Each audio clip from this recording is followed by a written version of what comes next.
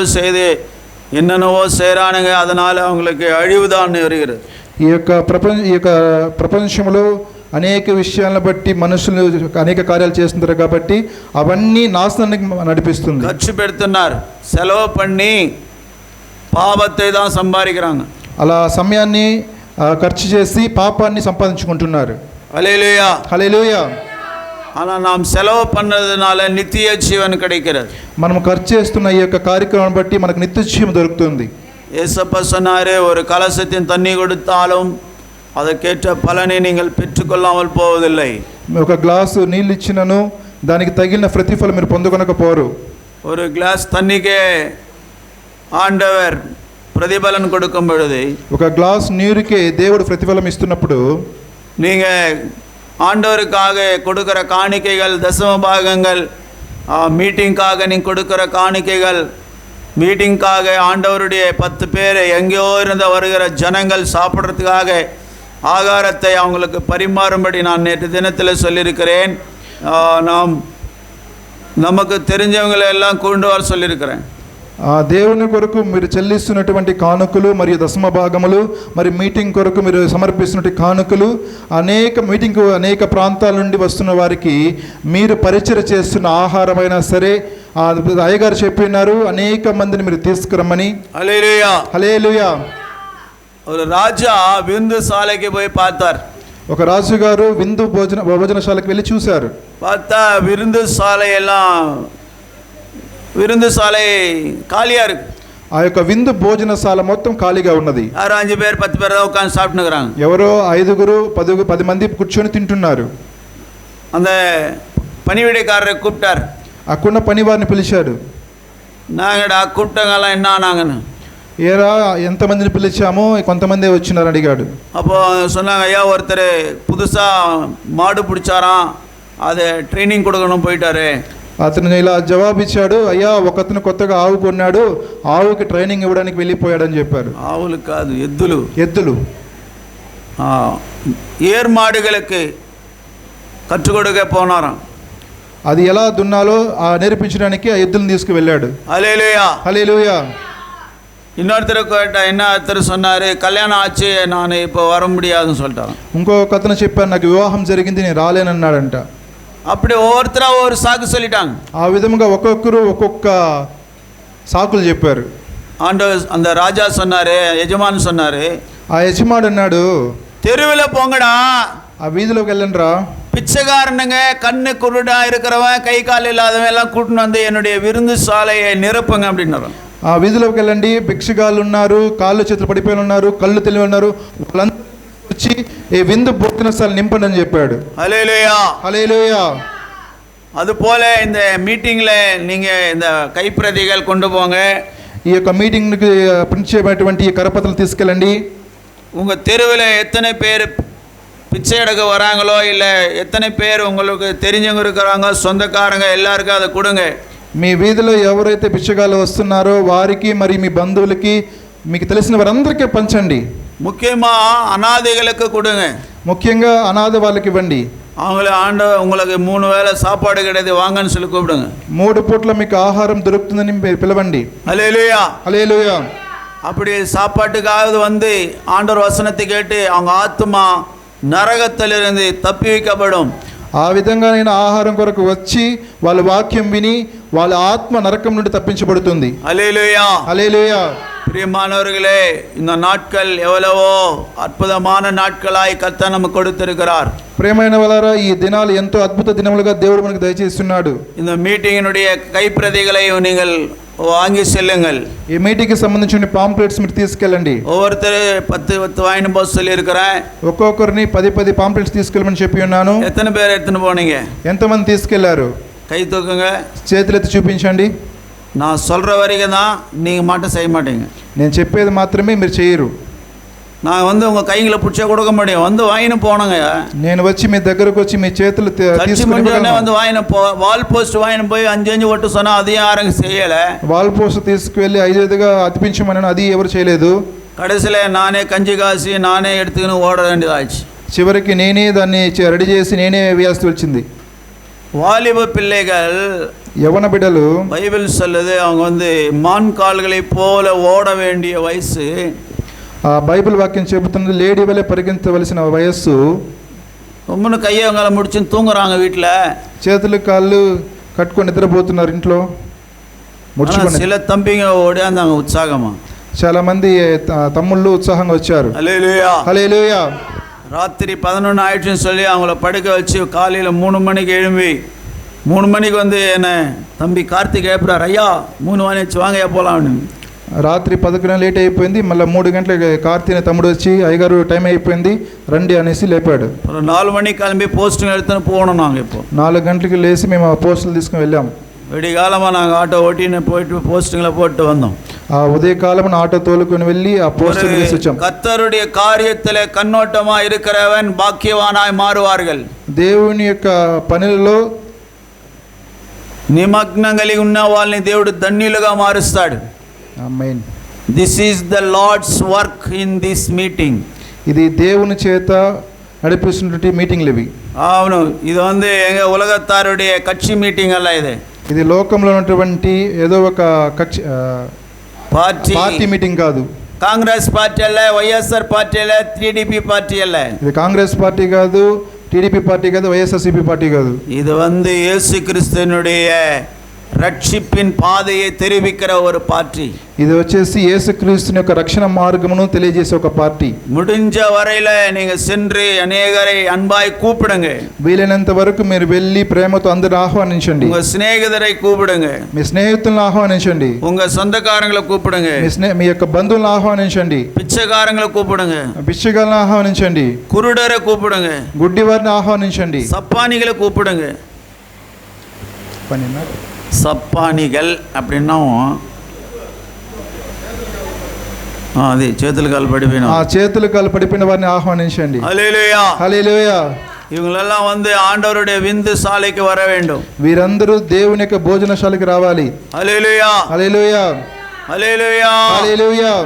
ரட்சிப்பு ரெடியா இருக்கிறது. రక్షణ రెడీగా ఉంటున్నది. ஆனால் ரட்சிப்பை பெற்றுக்கொள்ள வேண்டிய ஜனங்கள் இயேசுவை ஏற்றுக்கொள்ளாமல் దేవునుடைய పిల్లైகளை అడితు తున్బుర్తి కొண்டிరుక్கிறார்கள். అయితే రక్షణ పొందుకోవలసిన ప్రజలు దేవుని యొక్క బిడ్డలను కొట్టి చాలా బాధపరుస్తున్నారు. దేవునుடைய ఆలయங்களை ఉடைத்து కొண்டிరుக்கிறார்கள். దేవుని యొక్క మందిరాలను పాడు చేస్తున్నారు, విరగొట్టుచున్నారు. హల్లెలూయా. హల్లెలూయా. சகோதரனே சகோதரியே, సహోదరి సహోదరులారా, தேவனுடைய ஞானத்தை பெற்றுக்கொள்ள வேண்டிய நாட்கள் இது. దేవుని యొక్క జ్ఞానమును పొందుకోవాల్సిన దినములు ఇవి. அதை நீங்கள் ఉదాసీనమాய் விட்டு விடாதிருங்கள். మీరు దానిని వ్యర్థంగా ఎంచుకొనదండి. நீதிமொழிகள் 2ஆம் அதிகாரம் 1 முதல் 6 వచనங்களை వాసికలాం. సామెతలు 2వ అధ్యాయం 1 నుంచి 6 వరకు. నా కుమారుడా, నీవు నా మాటలు అంగీకరించి నా ఆజ్ఞలను నీ యొద్ద దాచుకుని ఎడల జ్ఞానమునకు నీ చెవి యొగ్గి హృదయపూర్వకముగా వివేచన అభ్యసించిన ఎడల, తెలివికై మొరపెట్టిన ఎడల, వివేచనకై మనవి చేసిన ఎడల, వెండిని వెతికినట్లు దాన్ని వెతికిన ఎడల, దాచబడిన ధనమును వెతికినట్లు దాన్ని వెతికిన ఎడల, యెహోవా యందు భయభక్తులు కలిగి ఉంటే ఎట్టిదో నీవు గ్రహించదవు. దేవుని గూర్చిన విజ్ఞానం నీకు లభించును. యెహోవాయే జ్ఞానమిచ్చువాడు, తెలివియు వివేచనయు ఆయన నోటి నుండి వచ్చును. హల్లెలూయా. హల్లెలూయా. என் மகனே, உன் செவியை ஞானத்திற்கு சாய்த்து உன் இருதயத்தை புத்திக்கு அமைய பண்ணும் பொருட்டு என்று முதல் வசனம் சொல்லுகிறது. ஹல்லேலூயா. హల్లెలూయా. உன் செவியை ஞானத்தின் பக்கமாய் சாய்க்க வேண்டும். నీ చెవిని జ్ఞానం వైపు తిప్పాలి. நிறைய பேருக்கு செவித்தனம் உள்ளவர்களாக இருக்கிறார்கள். చాలా మంది చెవిటి గలవారై ఉంటున్నారు. ஹல்லேலூயா. హల్లెలూయా. இந்த ஞானத்தை போதிக்கும் பொழுது ஆட்கள் இல்லை. அந்த வாலிபருக்கு அங்க போன தம்பில்லை.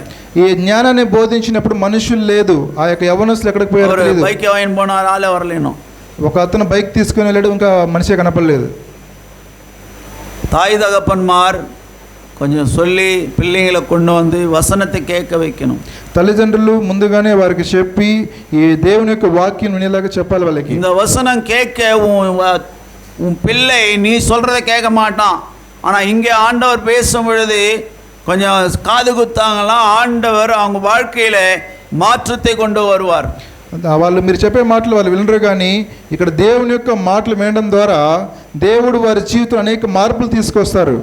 This word is not ordinary word. ఈ యొక్క మాటలు చాలా సాధారణమైన మాటలు అయితే కాదు. This is the sword of the Lord's sword.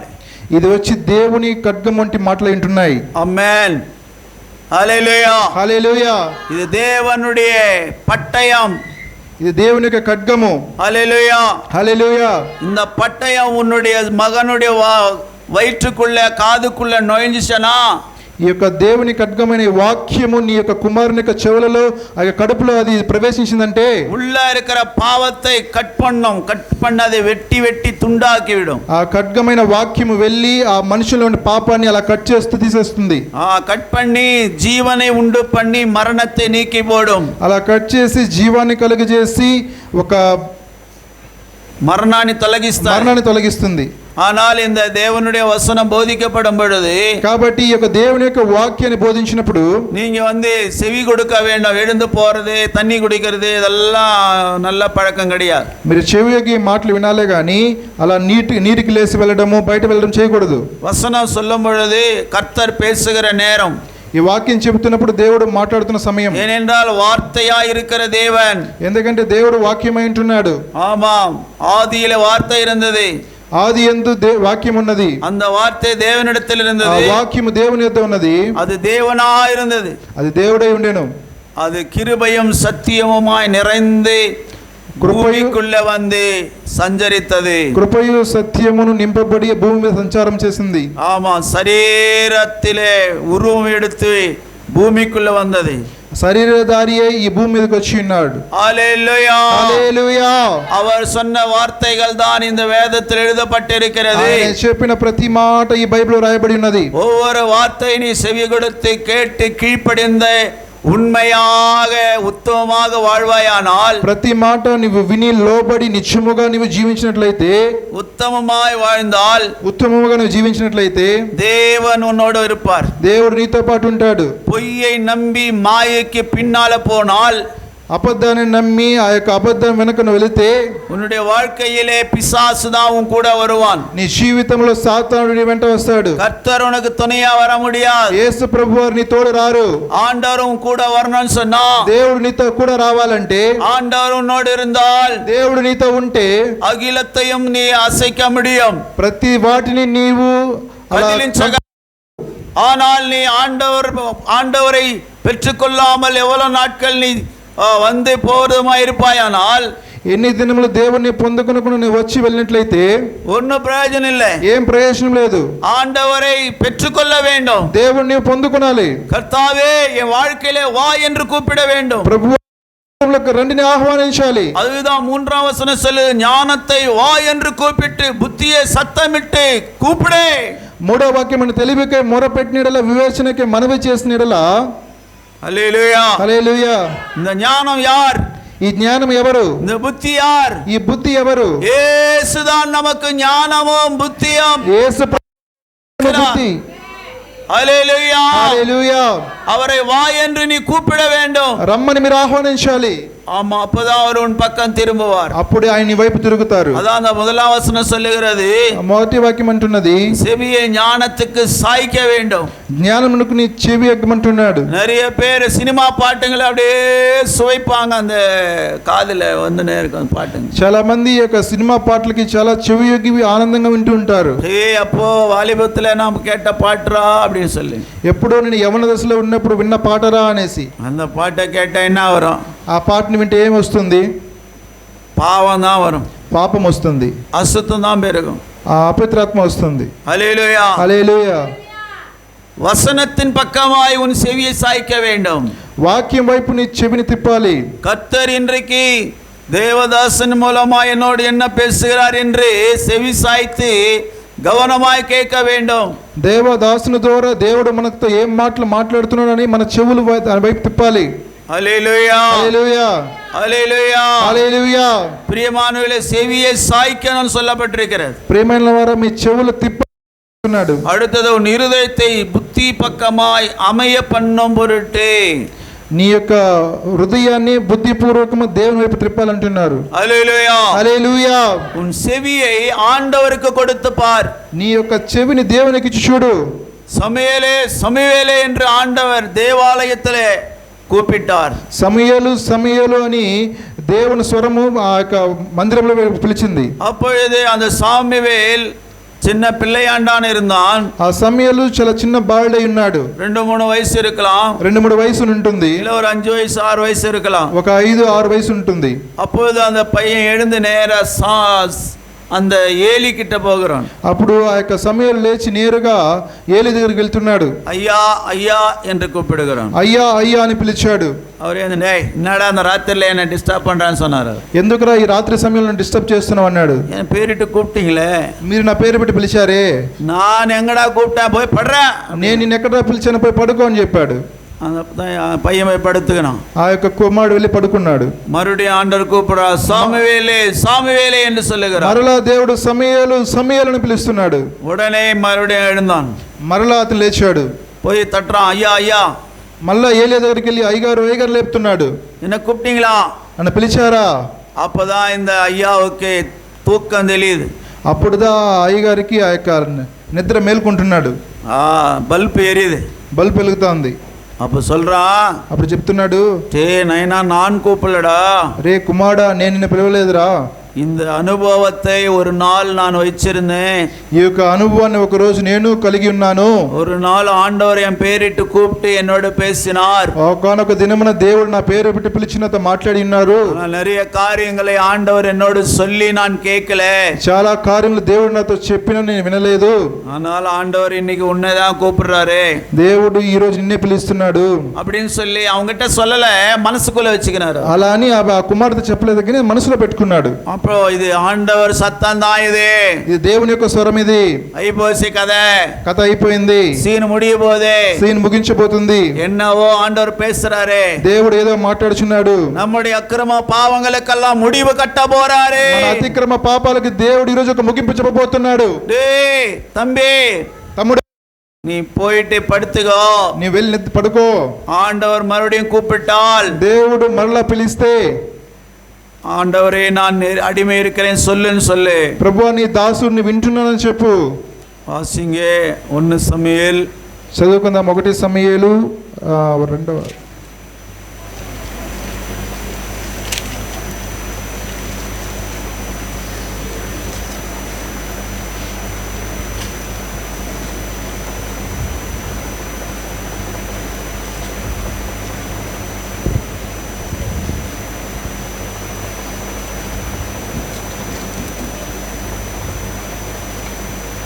மூன்றாம் அதிகாரம்.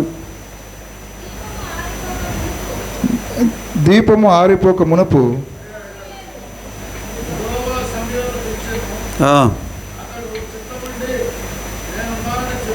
నిర్ణయం చెప్పి ఏలి దగ్గరికి పోయి నీవైనా పిలిచితివి కదా అని, కాదండి 10వ వాక్యం చదవండి, 3:10. తర్వాత యెహోవా ప్రత్యక్షమై నిలిచి, அதில் இருங்க, అదే 9ஆம் வசனம் வாசிங்க. சாமுவேலை நோக்கி, நீ போய் படுத்துக்கொள், உன்னை கூப்பிட்டால் அப்பொழுது நீ கர்த்தாவே சொல்லும் அடியேன் கேட்கிறேன் என்று சொல் என்றான். சாமுவேல் போய் தன்னுடைய ஸ்தானத்திலே படுத்து கொண்டான். அப்பொழுது கர்த்தர் வந்து நின்று முன்போல சாமுவேலே சாமுவேல் என்று கூப்பிட்டார். அதற்கு சாமுவேலின் சொல்லும் அடியேன் கேட்கிறேன் என்றான். கர்த்தர் சாமுவேலை நோக்கி, இதோ நான் இஸ்ரவேலின் ஒரு காரியத்தை செய்வேன், அதை கேட்கிற ஒவ்வொருவனுடைய 2 காதுகளிலும் அது துணித்து கொண்டிருக்கும். நான் ஏலியின் குடும்பத்தாருக்கு விரோதமாக சொன்ன யாவையும் அவன் மேல் அந்நாளிலே வரப்பண்ணுவேன், அதை தொடங்கவும் அதை முடிக்கவும் போகிறேன். 12 వరకు. తర్వాత యెహోవా ప్రత్యక్షమై నిలిచి ఆ రీతిగా సమూయేలును అని పిలువగా, సమూయేలు నీ దాసుడు ఆలకించుచున్నాడు, ఆజ్ఞిమ్మమనెను. అంతటా యెహోవా సమూయేలుతో ఇలాగా సెలవిచ్చెను, ఇశ్రాయేలులో నేను ఒక కార్యము చేయబోచున్నాను, దానిని విను వారందరూ చెవులు గింగురుమనును. ఆ దినమున ఏలియా యొక్క ఇంటి వారందరి గురించి నేను చెప్పినదంతయు వారి మీదికి రప్పింతును, దాన్ని చేయ మొదలుపెట్టి దాన్ని ముగింతును. తన కుమారులు తమను తాము శాపగ్రస్తులుగా చేసుకొనిచున్నారని తాను ఎరిగియు వారిని అడ్డగించలేదు గనుక అతని ఇంటికి నిత్యమైన శిక్ష విధింతునని నేను అతనికి తెలియజేయుచున్నాను. హల్లెలూయా. హల్లెలూయా. நான் சொன்னல, నేను చెప్పాను కదండి, அதான் முடிவு வந்துச்சேன்னு நினச்சினார் ஏலி. ఆ ముగింపు వచ్చినదనేసి ఏలి అనుకున్నాడు. ஆமாம். அப்போ சொல்லிட்டாரு சாமி, ஏலி சொன்னார், தம்பி போய் படுத்துக்க. ఏలి చెప్పాడు, తమ్ముడు వెళ్ళి పడుకో, இதோ அவர் ஆண்டவர் கூப்பிட போறாரு, దేవుడు పిలవబోతున్నాడు. இந்த 2 முறை அவர் தான் கூப்பிட்டுக்கிறாரு. ఈ 2 సార్లు దేవుడే పిలిచి ఉన్నాడు. மறுபடியும் கூப்பிடும் பொழுது మళ్ళా పిలిచినప్పుడు இதோ கேட்கிறேன் அப்படி என்று சொல்லு. అయ్యా వింటున్నానని చెప్పుము. హల్లెలూయా. హల్లెలూయా. சொல்லும் அடியேன் கேட்கிறேன் என்றான். నీ దాసుడు ఆలకిస్తున్నాను చెప్పమని చెప్పాడు. அப்போ ஆண்டவர் சொல்றாரு, అప్పుడు దేవుడు అంటున్నాడు, இஸ்ரவேலில ஒரு காரியத்தை செய்ய போறேன். ఇశ్రాయేలును ఒక కార్యం చేయబోచున్నాను. அது ஒவ்வொருவருடைய காதுகளிலே அது துணிக்க போகிறது. అది ఒక్కొక్క చెవులలో అది వినబడబోచున్నది. அது என்னதுன்னு சொன்னா, అది ఏంటంటే ஏலியின் குடும்பத்துக்கு விரோதமாய் சொன்ன யாவையும் அவன் மேலே அந்த நாளிலே வரப்பண்ணுவேன். ఏలియా కుటుంబానికి నేను చెప్పిన ప్రతి కార్యము ఆ దినములో ఆ రోజు రాబోచున్నది. அதை தொடங்கவும் முடிக்கவும் போகிறேன் என்று சொல்லுகிறார். దాన్ని నేను ఆరంభించి ముగించబోతున్నాను. ஊழியன் சொன்னா சும்மா கதை கிடையாது. ఆ యొక్క సేవ అంటే అసామస కార్యక్రమం కాదు. நான் எனக்கு ஆண்டவர் சொல்றது எதுக்காக இவ்வளவு பிரயாசப்பட்டு செய்யறேன்னு சொன்னா, దేవుడు నాకు చెప్తున్నది ఎందుకు నేను ఇలా ప్రయాసపడి చెప్తున్నానంటే, செய்யலன்னு சொன்னா ஆண்டவர் இன்னொருத்தரை ஓட்டியர்ல ஏப்பிடுவார். నేను చేయనని చెప్తే దేవుడు ఓటేళ్ళు ఇంకో మనిషిని దేవుడు లేపుతాడు. இந்த பண்டிகைகளை நடத்தலன்னு சொல்லியிருந்தால், ఈ పండుగలు జరగలేదని అంటే, நான் 7 மணி நேரம் ஜெபம் நடத்தாம போயிருந்தால், నేను 7 గంటల సేపు ప్రార్థన నడిపించకపోతే இன்னொருத்தர் ஆண்டவரை பண்ணி வச்சிருப்பார். దేవుడు వేరొకరి ద్వారా ఈ కార్యక్రమం நீங்க என்ன நினைக்கிறீங்க? 7 மணி நேரம் 12 மணி நேரம் ஜெபம் நடக்கிறதுனால 7 గంటల సేపు 12 గంటల సేపు ప్రార్థన జరగడం వలన இந்த ஓட்டேரியில கொள்ளை நோய் வரல தெரியுமா? ఈ యొక్క ఓటేర్లో ఎటువంటి అంతమైన వ్యాధులు రాలేదు, తెగుళ్ళు రాలేదు, హత్యలు జరగలేదు. మేము వచ్చిన ప్రారంభంలో భార్యలు కొట్టి ఉరేసే వాళ్ళు ఉన్నారు. ఆ రోజుల్లో కృష్ణాలు పోయి తగిలించిన వాళ్ళు ఉన్నారు. ఈ ఓటేర్లో ఎక్కడెక్కడో వచ్చి తరుముకొని వచ్చి ఇక్కడ చంపేసి గొంతు కోసి చంపేసి పోయే వాళ్ళు ఉన్నారు. ఏమండి, మీకంతా తెలుసు. ఈ ఓటేరు ఈరోజు పరిశుద్ధపడిందంటే ఎన్ని రోజులు ఉపవాసాలు, కన్నీటి ప్రార్థన. ఏదో మీరు అనుకుంటున్నారు, தேவன் சொல்லுகிறதை செய்கிறபடினால் இந்த ஓட்டேரி உருப்பட்டதா இருக்கிறது. దేవుడు చెప్పిన దాని వల్ల ఈ యొక్క ఓటేరు బాగుపడినది. நான் உங்களை காட்டில சின்னவள தான் இருக்கலாம், మీకంటే నేను చిన్నవాడుగా ఉండవచ్చు, ஆனா ஆண்டவரோடு நான் இருக்கிறேன். అయితే నేను దేవునితో ఉన్నాను. ஆண்டவர் என்ன சொல்றாரோ அதை தான் நான் செய்கிறேன். దేవుడు ఏం చెప్తున్నాడో అదే నేను చేస్తున్నాను. ஒருவேளை எங்க குடும்பத்தில் இருக்கிறவங்க சரி, இந்த சபையில் இருக்கிறவங்க சரி, நீங்க புரிஞ்சுக்காம போகலாம். ఈ కుటుంబంలో ఉన్న వారు సరే, నా యొక్క సంఘంలో ఉన్న వారు సరే, నేను చెప్పి వినకపోవచ్చు. హల్లెలూయా. హల్లెలూయా. ஆனா கர்த்தர் சொல்றதை செய்ய வேண்டும். అయితే దేవుడు చెప్పేది నేను చేయాలి. హల్లెలూయా. హల్లెలూయా. கர்த்தர் சொல்றதை நீ செய்யலன்னு சொன்னா, దేవుడు చెప్పేది నువ్వు చేయలేకపోతే ஆண்டவர் அந்த காரியத்தை வேறொருத்தர் மூலமா செய்ய வைப்பார். దేవుడు వేరొకరి ద్వారా ఆ కార్యం నడిపిస్తాడు. இங்க ஏலி என்கிறதான ஒரு மனுஷன், ఇక్కడ ఏలి అనబడుచున్న ఒక మనుష్యుడు, அவன் ஒரு ஊழியக்காரனா இருக்கிறான். అతడు సేవ చేస్తున్నాడు. ஹல்லேலூயா. హల్లెలూయా. தேவனுடைய சபையிலே ஊழியம் செய்கிறவன், దేవుని యొక్క మందిరంలో సేవ చేసే వ్యక్తి. அங்க கீழே சொல்லப்படுகிறது, అక్కడ కింద చెప్పబడుచున్నది,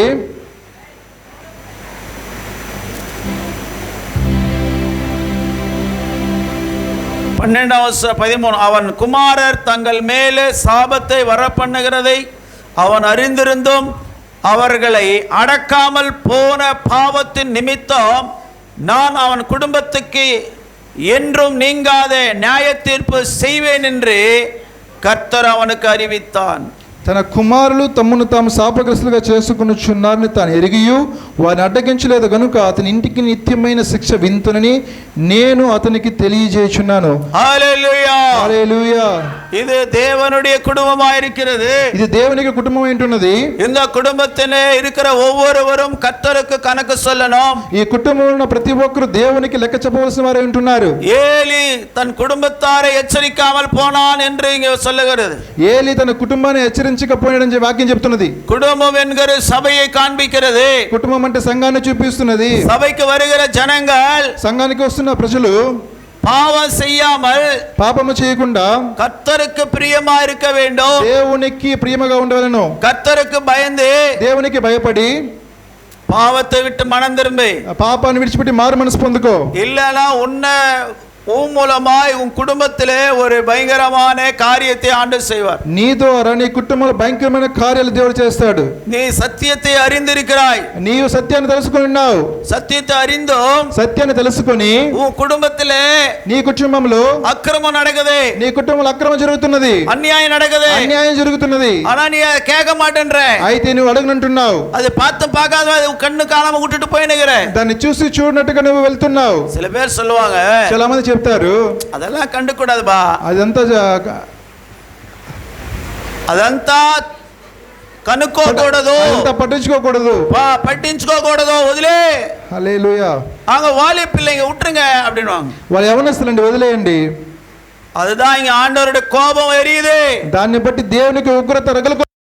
உன் பையன் உன் பொண்ணு, నీ కుమారుడు నీ కుమార్తె, என் பொண்ணானாலும் என் பையனானாலும், నా కుమారుడైనా నా కుమార్తె అయినా, என் சபையில இருக்கிற ஒவ்வொரு ஆவிக்குரிய மகளாயிருந்தாலும் மகனாயிருந்தாலும், నా సంఘంలో ఉంటున్న ప్రతి ఒక్క ఆత్మీయ బిడ్డ ఆత్మీయ కుమార్తె అయినా సరే, ஆமா, தண்டனை எல்லாருக்கும் ஒரே மாதிரி தான் வரும். దండన ప్రతి ఒక్కరికి ఒకేలాగా ఉంటుంది. யாருக்கும் யாரையும் ஆண்டவர் விட மாட்டார். ఎవరిని ఎవరికి విడిచిపెట్టడు. கண் காணாத போல இருக்காதே, కళ్ళు కనపడిన వారిగా ఉండొద్దండి. ஆண்டவர் உனக்கு ஒரு காரியத்தை காண்பிக்கிறாருன்னு சொன்னா, దేవుడు ఒక కార్యం నీకు చూపిస్తున్నాడంటే, உன்னுடைய மகளோ உன்னுடைய மகனோ கர்த்தருக்கு அருவருப்பானதை செய்கிறார்கள் என்றால், నీ యొక్క కుమారుడు నీ యొక్క కుమార్తె దేవునికి ఇష్టమైన కార్యాలు చేస్తున్నట్లయితే, அவங்க புத்தி இல்லாமல் செய்தால், వారి బుద్ధి లేకుండా చేస్తే, ஞானம் இல்லாமல் செய்கிறதுனாலே, వారు జ్ఞానము లేకుండా చేయుట చేత அவங்களை எச்சரிக்க வேண்டும், వారిని హెచ్చరించాలి, அவங்களுக்கு புத்தி சொல்ல வேண்டும், చెప్పాలి. ஆண்டவரே ప్రభువా அப்படின்னு ஆண்டவர் பக்கமா கரத்தை நீட்டி அவங்களுக்காக ஜெபிக்க வேண்டும். మీ చేతులెత్తి ప్రార్థన చేయాలి. வசனம் இப்படி இருக்கிறது, వాక్యం ఇలా ఉన్నది, நீ ஏன் இப்படி செய்கிறாய், నీవు ఎందుకు ఇలా చేస్తున్నావు, அப்படி சொல்ல வேண்டும். అలా చేయ அப்படி சொல்லி அவங்க கேட்கலன்னு சொன்னா, అలా చెప్పి వాళ్ళు వినలేదంటే ட்ரீட்மெண்ட் மேல இருந்து வரும். ట్రీట్మెంట్ పైన నుంచి వస్తుంది. நீ தாயா இருந்தாலும் சரி, நீ தகப்பனா இருந்தாலும் சரி, నువ్వు తండ్రి అయినా సరే, నువ్వు తల్లి అయినా సరే, உனக்கும் ஆண்டவர் உன்னை விட மாட்டார், உன் பிள்ளைங்களை விட மாட்டார். నిన్ను విడిచిపెట్టు, నీ పిల్లల్ని విడిచిపెట్టరు. அப்படியே என்னைய சொல்ற, என்னைய விட மாட்டார், என் பிள்ளைங்களையும் விட மாட்டார். నన్ను విడిచిపెట్టు, నా పిల్లల్ని విడిచిపెట్టడు. ஊழியக்காரனாலும் பார்க்க மாட்டார், விசுவாசியானாலும் பார்க்க மாட்டார். సేవకులైన చూడడు, విశ్వాసులైన చూడడు. பட்சபாதம் இல்லாத தேவன் அவர். పక్షపాతం లేని దేవుడు. நீதிக்காக நிக்கிற யாராயிருந்தாலும், నీతి కొరకు ఎవరు నిలబడినాడో பக்கமாய் கர்த்தர் நிற்பார். వాళ్ళ పక్షమునగా దేవుడు నిలబడతాడు. உன்னுடைய வாழ்க்கையில ஒவ்வொரு காரியம் நீதி நியாயமா இருக்கிறதா? నీ యొక్క జీవితంలో ప్రతి కార్యం నీతి న్యాయంగా ఉంటున్నాయా? அப்படியானால் ஆண்டவர் உன்னை தேசத்திலே ఉన్నతமான இடத்துல வைப்பார். అట్లయితే దేవుడు ఉన్నత స్థలంలో పెడతాడు. ஆனால் நீ ஆண்டவருக்கு விரோதமாய் பாவம் செய்து கொண்டிருப்பாயானால், అయితే దేవునికి విరోధం చేస్తున్నట్లయితే, உன்னுடைய கர்த்தருக்கு அருவருப்பானதை செய்யும் பொழுது, దేవుడు నీ పిల్లలు దేవునికి వ్యతిరేకమైన కార్యం చేస్తున్నప్పుడు நீ கண்டிக்காம அப்படியே நீ விட்டுருவாயானால், అలాగే విడిచిపెట్టినట్లయితే, வசனம் சொல்லுகிறது, వాక్యం అంటున్నది, அவர்களை அடக்காமல் போன பாவத்தின் நிமித்தம், వారిని ఖండించకపోయిన పాపాలను బట్టి, அந்த வசனம் 13ஆம் வசனம் சொல்லப்பட்டிருக்கிறது, குடும்பத்துக்கு என்றும் நீங்காத நியாய தீர்ப்பு செய்வேன். 13 சதவண்டையே గనుక ఇంటి వరకు నిత్యమైన శిక్ష విధింతును. హల్లెలూయా. இந்த பைபிளை எடுத்த ஒவ்வொருத்தரும் ஜாக்கிரதையா நடக்கணும். ఈ బైబిల్ తీసి చదువుతున్న ప్రతి జాగ్రత్తగా ఉండాలి. கண்ணும் காணாமல நீ பாவத்தை நீ தண்ணி போல குடிச்சு கொண்டிருப்பாயானால், కళ్ళు తెలియని వారిగా పాప నీళ్ళ వలన తాగుచున్నావా, ஆண்டவர் வசனம் குடும்பத்துக்கு என்றும் நீங்காத நியாய தீர்ப்பு வரும். నీ కుటుంబానికి ఎప్పుడు తీరినటువంటి న్యాయ తీర్పు వస్తున్నది. హల్లెలూయా. హల్లెలూయా. நான் சொல்லும் போது என்ன பார்க்கணும், బైబిల్ పోయి వీటిలో పాతాంగ சொல்லும் போது இங்க கவனிங்க. చెప్తున్నప్పుడు నన్ను గమనించండి, బైబిల్ ఇంట్లో వెళ్ళి చదువుకోండి. హల్లెలూయా. హల్లెలూయా. பிரியமானவர்களே, ஆண்டவருக்கு விரோதமான காரியம் நம்முடைய குடும்பத்தில் நடக்குதா? ప్రియమైన వాళ్ళారా, దేవునికి వ్యతిరేకమైన కార్యాలు మన కుటుంబంలో జరుగుతున్నాయా? கர்த்தர் வசனம் இப்படி சொல்லும் பொழுது நீ வேணுமென்று பாவம் செய்றியா? దేవుని వాక్యం ఇలా చెప్తున్నప్పటికీ నీవు కావలసిగానే పాపాలు చేస్తున్నావా? ஆண்டவர் வசனம் சொல்லுது, நீங்காத நியாய தீர்ப்பு உன்னுடைய வீட்டு மேல வரும். నిత్యమైన శిక్ష మీ ఇంట్లోకి వస్తుంది. அதனால என்ன செய்யணும்? దాన్ని బట్టి నువ్వేం చేయాలి? வசனத்தை நாம் கேட்டு கீழ்ப்படிய வேண்டும். ప్రియమైన వాళ్ళ దేవుని యొక్క వాక్యాన్ని విని దానికి లోబడాలి. இப்ப நீதிமொழிகள் 2ஆம் அதிகாரத்துக்கு வாங்க. సామెతల 2వ అధ్యాయానికి రండి. என் மகனே உன் செவியை ஞானத்துக்கு சாய்த்து, నా కుమారుడా నీ యొక్క చెవులు జ్ఞానానికి చెవియొగ్గి, உன் இருதயத்தை புத்திக்கு அமைய பண்ணும் பொருட்டு హృదయపూర్వకముగా నీ యొక్క జ్ఞానానికి తిప్పుకొనము. ஹல்லேலூயா, హల్లెలూయా. உன் இருதயத்தை புத்திக்கு அமைய பண்ண வேண்டும்.